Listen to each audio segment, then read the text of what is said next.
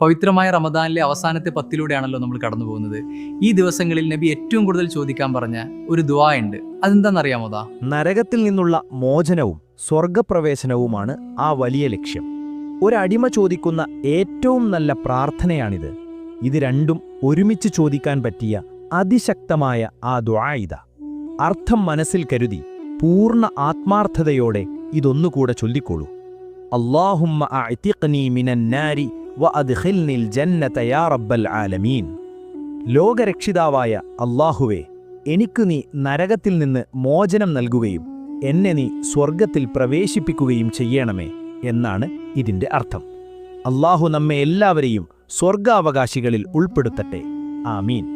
നരകമോചനത്തിന്റെ ഈ 10 നിങ്ങളുടെ പ്രിയപ്പെട്ടവർക്കും ഈ വലിയ ദുആ പതിക്കാൻ വേണ്ടി വീഡിയോ പരമാവധി ഷെയർ ചെയ്തു കൊടുക്കൂ. ഉപകാരപ്രദമായ ഇത്തരം